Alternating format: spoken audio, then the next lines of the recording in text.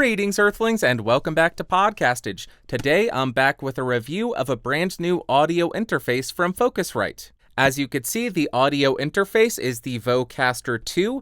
If you are interested in this audio interface, it will cost you around $300. Like always, I'll throw some affiliate links in the description down below. Also, in the sake of full disclosure, I do need to let you know that Focusrite sent me this interface free of charge for the sake of making this review.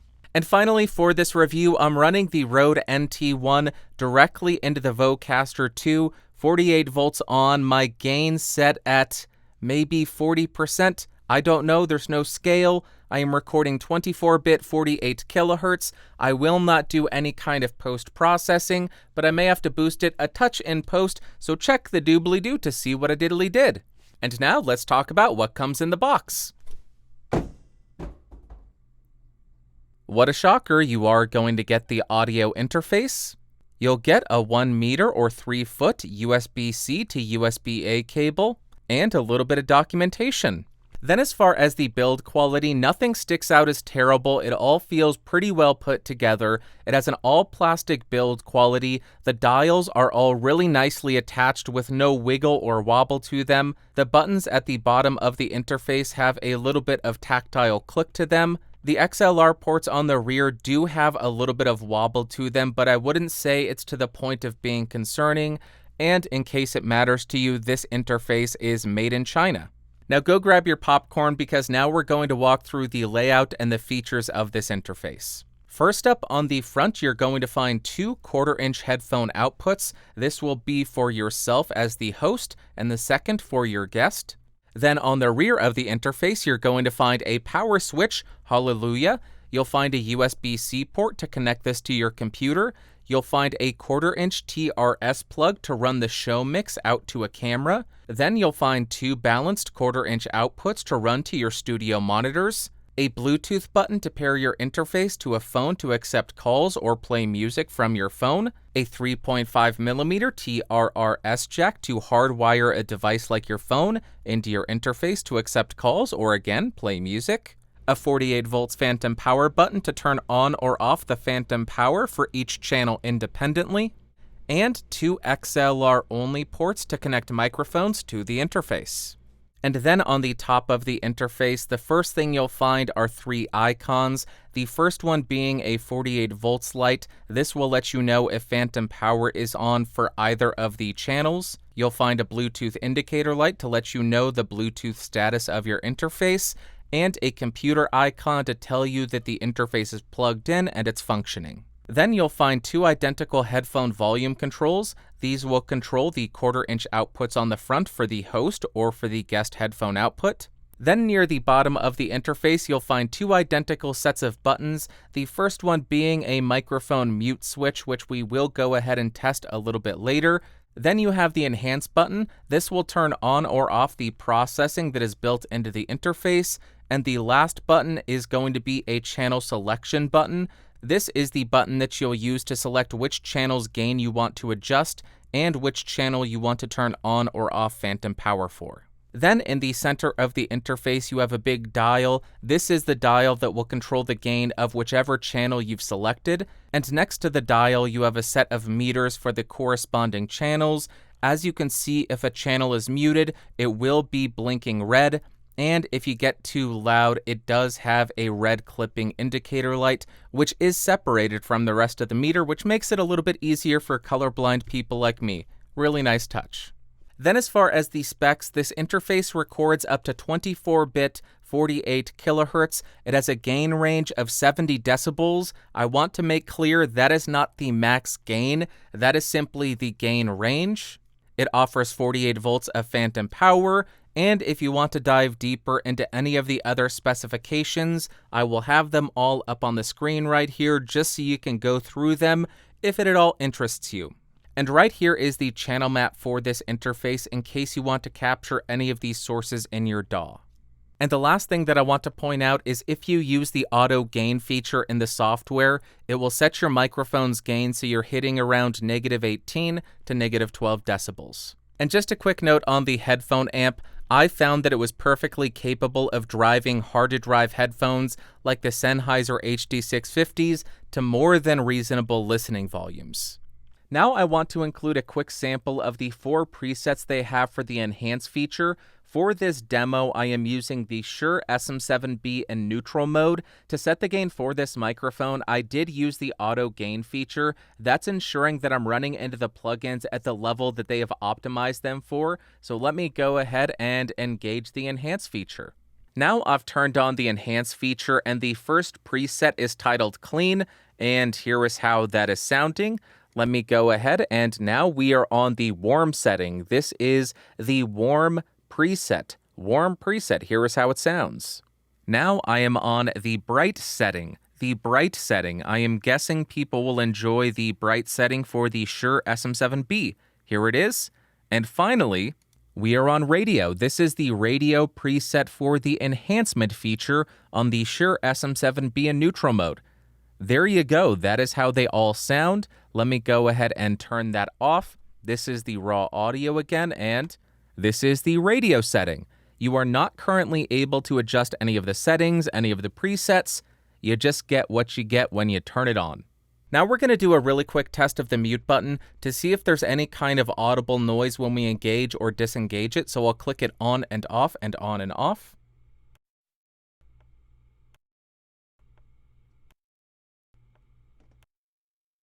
And now what if I were to mute myself mid-word? In order to emulate this, I'm just going to sing a solid note and mute myself. Now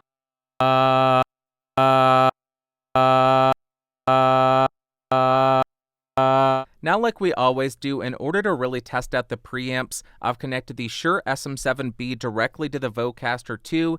No Fethead, no Cloudlifter. My gain is set at I don't know what, because there's no graph, there's no meter, there's no scale, but you can see on the screen what it's set at, and I will be quiet. This is the auto gain setting. This is where it set my level at, and here is the noise floor.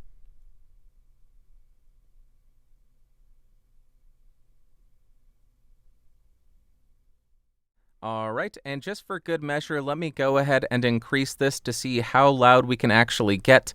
Can we clip the SM7B while speaking normally? Yes, we can. Plenty of gain for it. Chances are you don't want to be that loud anyway, clipping the SM7B at 3 inches away. Not going to be something you want to do. But there you go, SM7B test. Now I'm going to connect a 150 ohm resistor to the interface to emulate a dynamic microphone without capturing the room. I'll slowly increase the gain of the preamp so we can hear what kind of noise you should expect at different gain levels.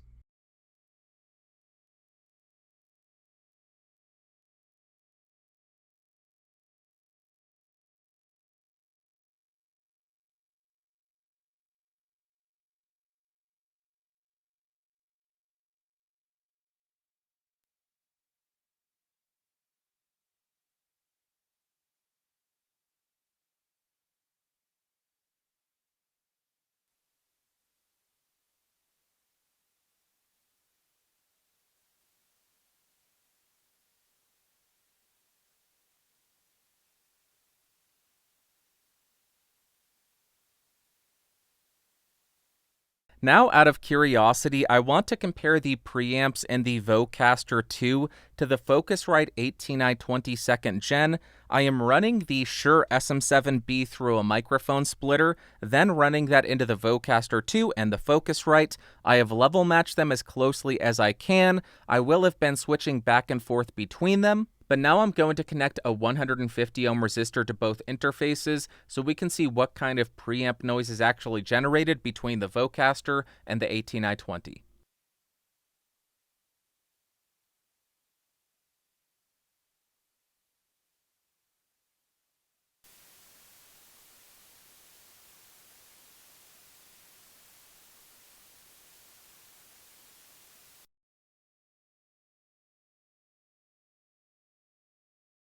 Now as far as latency, with the sample rate set at 48 kHz and the I/O buffer at 64 samples, we have a round-trip latency of 9 milliseconds, or a 4.4 millisecond output. Jumping to 128 samples, 11.5 milliseconds round-trip, or about 6 milliseconds output. And at 256 samples, we have 17 milliseconds round-trip, or 8.5 milliseconds output. Now I want to do a really quick walkthrough of the software that comes with this interface. It's called Vocaster Hub. It allows you to create mixes, change the effects that you're using, set your gain, all of that stuff. First, in the upper right-hand corner, you have a speaker icon. This will allow you to mute the speaker outputs on the rear of the device. If the speakers are already muted, clicking the icon will unmute them. Directly next to that, you have a button which allows you to see all the settings, the current firmware, the sample rate you're using, share your usage data, privacy policy, all of that nonsense. Click and close will close that, obviously. And then we get to the meat and potatoes of this, and we have two identical channel strips titled Host and Guest. That is what the two XLR ports on the interface are going to be called. You have 48 volts buttons for either channel, which are independent. Then beneath that, you have a meter as well as the microphone level. This will allow you to actually set the gain for that microphone. One big downside here is that there is no scale here, so it's very hard to recall the settings that you had.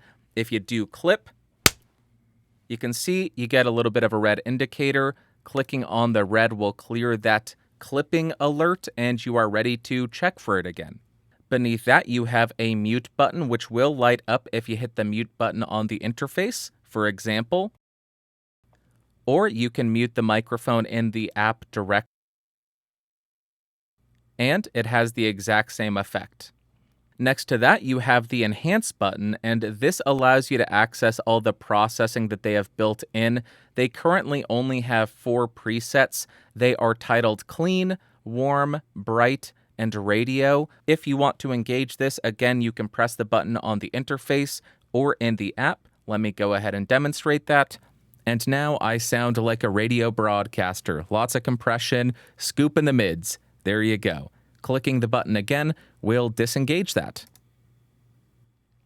The final button that you have on each channel strip is titled AutoGain. When you click on this, a dialog window pops up. It tells you to speak for 10 seconds, and afterwards it will set your microphone's gain where it thinks it ought to be set at. Let me go ahead and demonstrate this for you. Clicking on AutoGain right now, a window pops up. Speak at your normal volume for 10 seconds. 10, 9, 8. Counting down because you need to say something, and the software is not normally this stuttery. It is just that I have screen recording, audio recording. I got too much going on. You can see this is where the software thinks my microphone gain ought to be set at. If I get loud, has plenty of headroom so you're not actually clipping. That is how the auto gain function works. And finally, at the bottom of the screen, you have all of your sources in this mixer. This allows you to adjust the level of each of these sources for the final show mix. You have host and guest. Those are your XLR inputs. You have aux, which is going to be the 3.5 millimeter TRRS phone input. You have the Bluetooth connection, which is obviously going to be the level for your Bluetooth connection. Then you have your loopback outputs. Loopback 1 is going to be your basic computer playback, and it's going to be the default output for your software. And then you have loopback 2. This is going to be where you're able to actually output to channels 13 and 14. So this would be more for audio recording software if you want to pull that into your mix as well.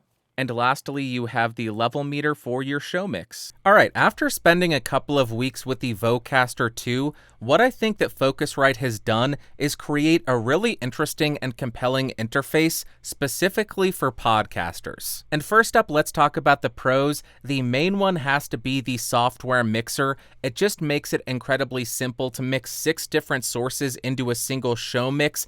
I think that's going to be the main selling point and the main draw for a lot of people. I'm also impressed with how many sources and inputs they were able to cram into such a small form factor. Third, having a physical microphone mute button is absolutely amazing. I say this every time. I wish every audio interface had this. Just amazing to have, especially in voice calls. Also, having the 3.5 millimeter camera output is going to be really helpful for some people. I love that they have independent 48 volts phantom power for either mic input. It's not universal. It doesn't turn it on for both channels simultaneously. And lastly, it has a power button.